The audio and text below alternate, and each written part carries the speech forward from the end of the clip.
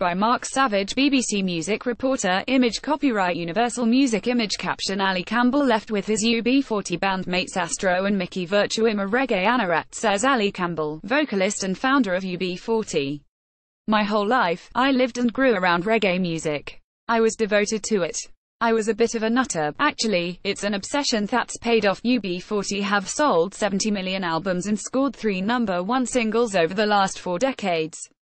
Campbell's love of reggae also inspired the Labour of Love cover albums, which introduced classics like Red Wine and Kingston Town to a new audience.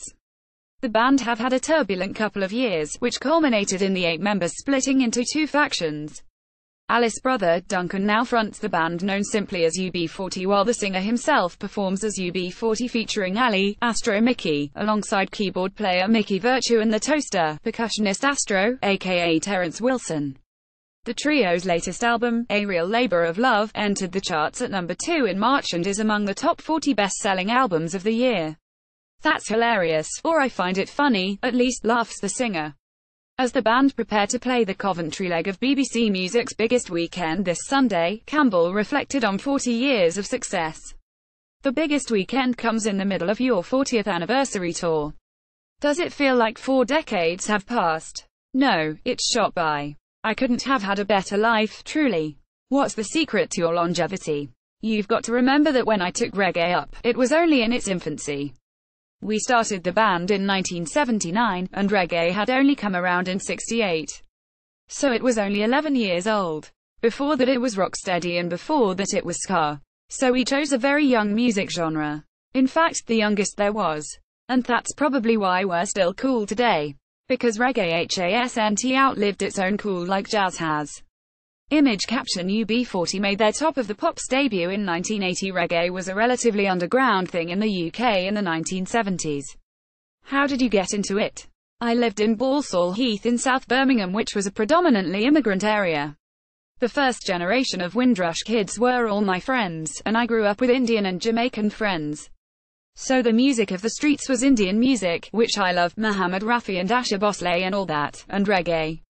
It was only when I went to secondary school that I realized all my contemporaries were listening to Slade and Mark Bolan, which of course went right over my head. Your dad, Ian Campbell, was a successful folk singer. What did he think of your love of reggae? He was very distraught. He was into traditional folk music, standing up with his finger in his ear and singing unaccompanied. The first time he caught me and a school friend listening to Bob Marley, he said, "What are you doing listening to that gibberish?" I was very offended by that.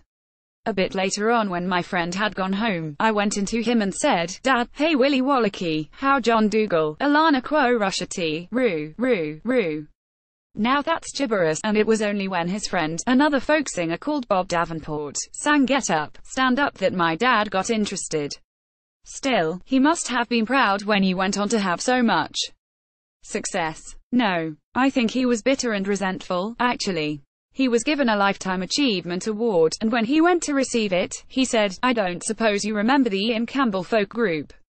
No, of course you don't, because 2 of my sons started a reggae band and their first single eclipsed my whole 20-year career, and then he walked off.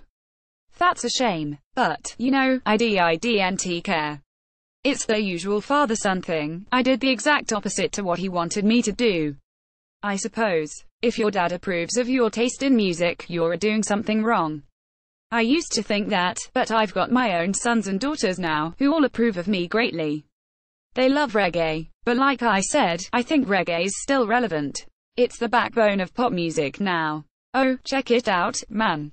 All contemporary music is influenced by reggae beats. Justin Bieber, Ariana Grande, Rihanna, Beyoncé, Pharrell Williams, they're all making reggae-fied tracks. A Real Labour of Love is a covers album, but are you making new material too? I was in the studio yesterday, just making a little demo. And I've just done a version of Pete Tosh's Legalize It with Fun Lovin' Criminals and Slightly Stupid. So that's getting a release in America. Image copyright Universal Music. Image caption: all we do when we're on the road is listen to reggae and have nostalgic disco evenings on our bus. Recreational marijuana is legal in 9 US states now, isn't it? Oh, it's just wonderful. Touring in America is a different world. You can get medical marijuana in every state basically. That's why we've been going back for the last 5 years, annually. It's no secret, we've been singing about legalizing marijuana for years. A lot of your songs have a political motivation. Do you think that gets overlooked? I made 24 albums before I left my own band 10 years ago. 3 of them were cover albums, the other 21 were self-penned.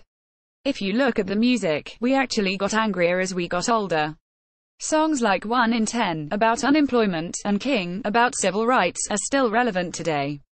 Had you hoped that society would move on? I feel we've gone backwards in England. For UB40, the Rainbow Nation thing that we were all looking forward to didn't happen because hip-hop came along, and along with it came racism and area code gang warfare stuff and all that. A sort of self-imposed segregation happened, in my eyes. I think we're only just coming out of that now. What's good with reggae is they've dropped the gangster thing. There's a movement in Jamaica now with bands like Raging Fire and artists like Protoge and Chronix, to move back to conscious lyrics and roots rock reggae, which we're very happy about. Tell me about playing live. With all of those hit singles, how do you choose what to play? We're not self-indulgent. We wouldn't go out and play stuff people didn't know.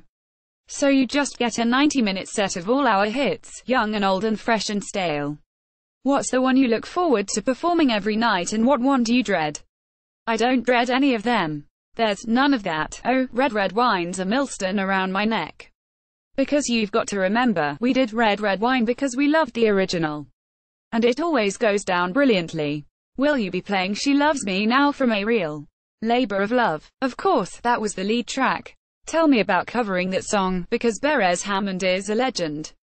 It was terrifying because HE's one of my heroes. HE's the Otis Redding of reggae. But we couldn't do covers from the 80s without including him. He owned the 80s. Has he heard your version? No. I'm terrified of that. I never ask for permission. Are you looking forward to the biggest weekend? That's going to be fabo, if the weather's good. That's the thing about playing outdoors. It can be brilliant or it can be a washout. Especially in the UK on a bank holiday weekend. Exactly. We did one show at Doncaster Castle and halfway through the set we saw bolts of lightning flashing all around the castle. We had to come off because we didn't want to kill the audience. You must always have the Curtis Mayfield tragedy at the back of your mind. The soul singer was paralyzed when scaffolding fell on him during a stormy outdoor show in 1990. Well, yeah. It happens quite a lot.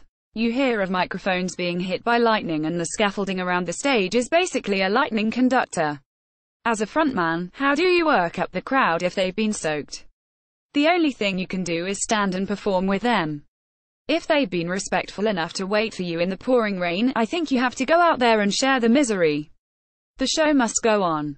BBC Music's biggest weekend kicks off on Friday the 25th of May, with performances from Ed Sheeran, Taylor Swift, Liam Gallagher, Beck, Manic Street Preachers and Paloma Faith. UB40 play the Radio 2 stage in Coventry and coverage will be screened all weekend on BBC TV, radio and online. Follow us on Facebook, on Twitter at BBC Newsance, or on Instagram at BBC Newsance.